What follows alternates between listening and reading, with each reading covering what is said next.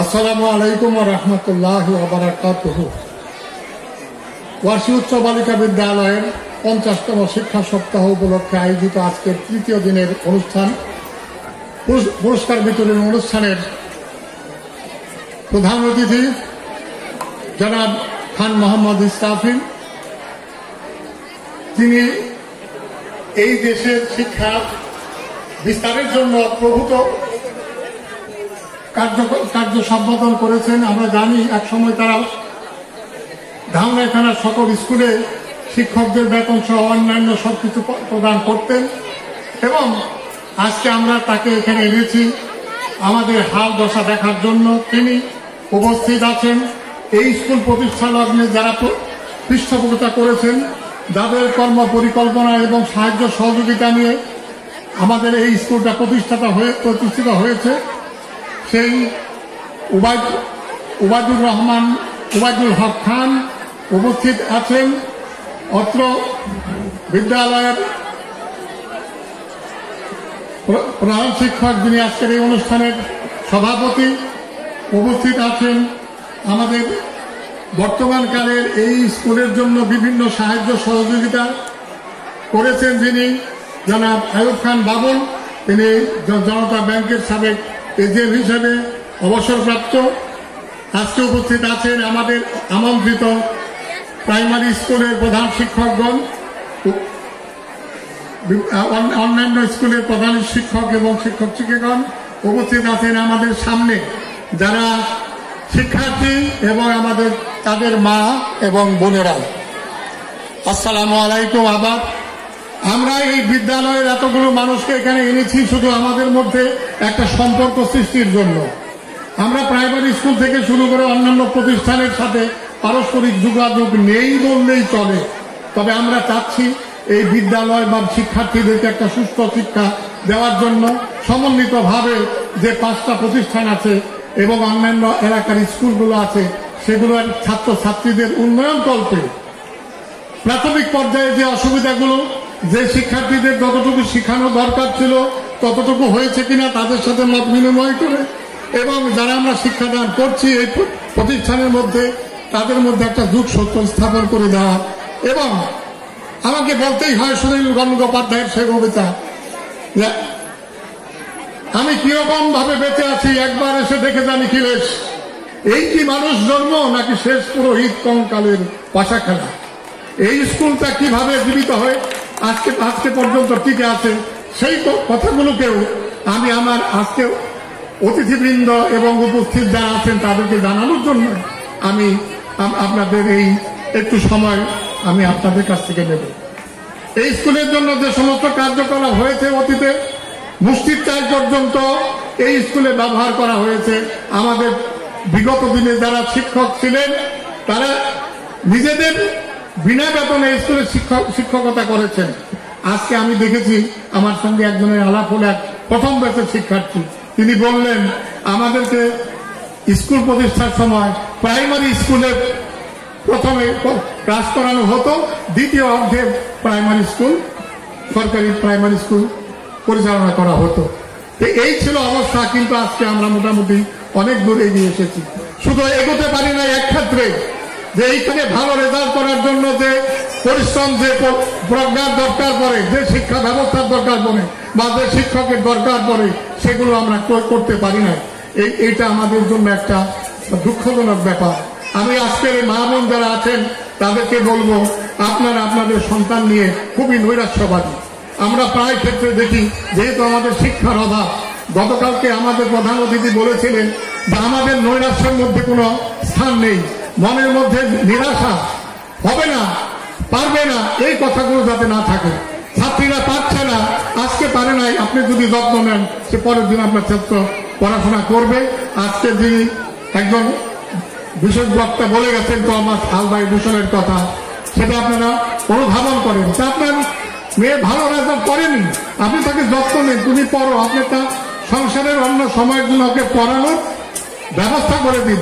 আমি দেখেছি এক মা রাত 10টা 11টা পর্যন্ত বসে থাকতো তার মেয়েকে পড়ানোর জন্য, তুমি পড়ো, তুমি ঘুমিয়ে পড়ো না, তুমি মোবাইল টিপো না, আপনাকে এই পরিশ্রমটা করতে হবে। আর স্কুলে আসলে পরে ছাত্রদের জন্য যে সময়টা দেওয়া হয় তারা যদি মনোযোগী থাকে তাহলে করে কোনো ক্রমে রেজাল্ট খারাপ হওয়ার কথা না।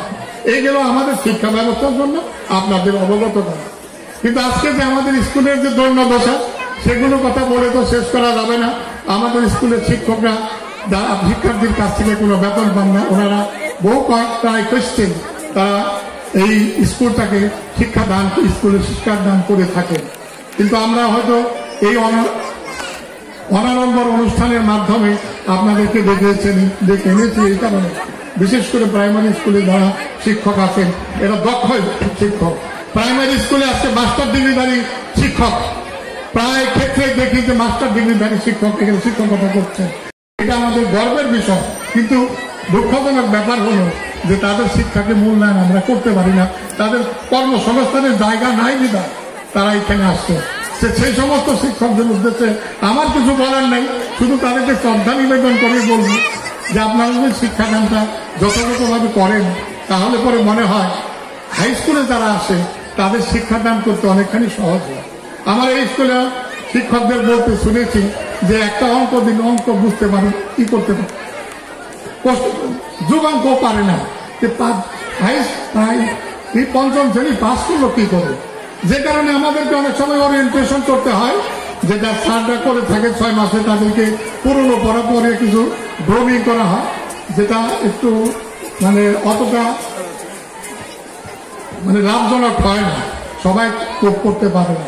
যাই হোক, আপনাদের অনুরোধ এবং আপনারা যে আমাদের এই অনুষ্ঠানে এসেছেন আমি মনে করি এটা আপনাদের একটা উদারতা এবং আপনাদের মনের আমাদের প্রতি একটা ভালোবাসার কারণে এসেছে। আগামীতে আমরা যখন ডাকবো আসবেন। আজকের অতিথিবৃন্দ যারা এসেছেন, বিশেষ করে খান মোহাম্মদ ইসরাফিল, তিনি অত্যন্ত ব্যস্ততম মানুষ, তিনি এসেছেন আমাদেরকে সময় দিয়েছেন, সেজন্য ওনাকে জানাচ্ছি প্রাণ ঢালা অভিনন্দন এবং শুভেচ্ছা। আমাদের আয়ুব খান বাবুল, তিনি অসুস্থ থাকেন, তারপরেও তিনি আমাদেরকে সময় দিয়েছেন। আমাদের পৃষ্ঠপোষক প্রতিষ্ঠাতা পৃষ্ঠপোষক জনাব মোবাদুল হক খান, তিনি এসেছেন, তার প্রতি কৃতজ্ঞতা। হাই স্কুলের যে শিক্ষক এসেছেন যারা, তাদের প্রতি কৃতজ্ঞতা জ্ঞাপন করছি। আমাদের মধ্যে যদি পরস্পর সমন্বয় থাকে তাহলে পরে মনে হয় আমাদের ছেলে মেয়েদের মা বোনদেরকে আমরা উদ্বুদ্ধ করতে পারবো। যাই হোক, আমি অনেক কথা বললাম। আমাদের অসুবিধা ইনফ্রাস্ট্রাকচার অর্থাৎ অবকাঠামোর মধ্যে কিছুটা অসুবিধা আছে, সেই অসুবিধাগুলো কাটিয়ে উঠতে পারলে আমরা আরো স্বয়ংসম্পূর্ণ হব। শুধু অবকাঠামো দিয়ে তো হবে না, হতে হবে আপনাদের মেয়েদের জন্য, আপনাদের কন্যাদের জন্য। আপনাদের কন্যাদের জন্য আপনি কতটুকু সময় ব্যয় করেছেন, আপনার কন্যা পড়াশোনা করলো কিনা সেটা আপনাকে দেখতে হবে, তাকে বোঝাতে হবে। সে হয়তো আপনার মতের সাথে মিল না, আপনার কথা শুনে না, কিন্তু রাগ করলে চলবে না, তার থেকে দূরে গেলে চলবে। তাকে বারবার বোঝাতে হবে যে তুমি পড়ো। এই স্কুল থেকে একদিন হয়তো আমাদের উচ্চ পর্যায়ে সরকারি পর্যায়ে অফিসার থাকবে, অথবা এই জাতীয় পর্যায়ে বড় নেতা হয়ে যাবে।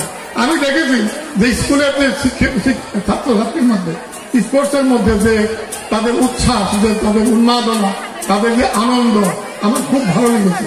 যেহেতু আমরা হয়তো মনে করি যে এটা কি, কিন্তু ওদের যেন আজকের এই অনুষ্ঠানে ওদের যে অনুষ্ঠান চাই দেখেন, সাজগোজ করে এসেছে, তারা আপনাদেরকে একটা নাচ দেখাবে অথবা গান শোনাবে। এটা এই শোনানোটা ওদের মধ্যে যে কত স্পৃহা আনন্দ নিয়ে আসে এটা আপনি বুঝতে পারবেন না। আপনি যদি ওই বয়সে থাকতেন তাহলে বুঝতে পারতেন। অতএব আজকের অনুষ্ঠান, এই যে সাংস্কৃতিক অনুষ্ঠান, আমাদের যে ক্রীড়া অনুষ্ঠান, এগুলোর ইম্প্যাক্ট কিন্তু মনোগতভাবে অনেক। এটা আমাকে বিষয়গত কিছু প্রদান করবে না বটে, কিন্তু মানসিকভাবে আমার বাচ্চাদের অনেক উদ্বেলিত করবে, অনেক উৎসাহিত করবে। আর আরেকটা কথা বলবো, এই জগতে আমরা সবসময় নগদে চাই। আমার মেয়ে শিক্ষা গ্রহণ করে বিএ পাস করে একটা চাকরি করবে, এটাই আমার প্রত্যাশা। কিন্তু তার চেয়ে বড় পাওনা হলো যে সে মানুষ হয়েছে কিনা, সে মানুষ হয়েছে কিনা সেইটাই হলো বড় কথা। আমি একজন শিক্ষিত মানুষ, অথচ মানুষ নই। আমাদের মধ্যে অনেক সংস্কার, সাংস্কৃতিক শব্দের অর্থ আমাদের যে জীবন আচরণের মধ্যে যে ঘটনাগুলো, যে কর্মকাণ্ডগুলো দীর্ঘদিন ধরে চলে আসছে, সেটাই আমাদের সংস্কার, আর সেটা চর্চাই করে আমাদের সাংস্কৃতিক কার্যক্রম। তা আমরা গান বাজনা করি, আমরা কোরআন তেলাওয়াত করি, আমরা হাম নাচ করি, আমরা নাচ গান করি, সব তো আমাদের জীবনের সাথে অবিচ্ছেদ্য হয়ে গেছে।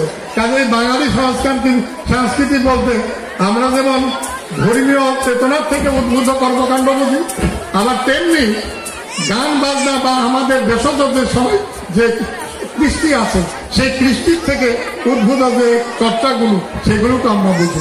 যাই হোক, এই কথার মধ্যে আমি যাব না। আমি শুধু বলবো, আপনাদের মেয়েদেরকে আপনি ভাববেন না যে শিশু কুচি করতে পারবেন না। আপনি আসুন, আপনার মেয়ে কি অসুবিধা আছে, আপনি স্কুলে আসুন, আপনি বলুন। আপনার মেয়ে যদি করতে না চায়, বাইরে আমাদেরকে বলুন, আমাদের শিক্ষকরা যাবে। যাই হোক, আগামী দিনে আপনাদের সহযোগিতা চাই। আর আমাদের যারা স্কুলের প্রধান শিক্ষক, প্রাইমারি স্কুলের শিক্ষক বা অন্যান্য যারা আছেন, তাদেরকে আমি আবারও অভিনন্দন জানাই, আবারও আমি তাদেরকে শুভেচ্ছা জানাই, তাদের প্রতি কৃতজ্ঞতা জানাই যে তারা এসেছেন, এবং আমাদের অনুরোধ তারা যেন তাদের ছাত্রদেরকে, ছাত্রীদেরকে একটু বেশি করে পড়ানোর চেষ্টা করেন। আমি সবাইকে ধন্যবাদ জানাচ্ছি। আমার এই বক্তব্য শেষ করছি। আসসালামু আলাইকুম।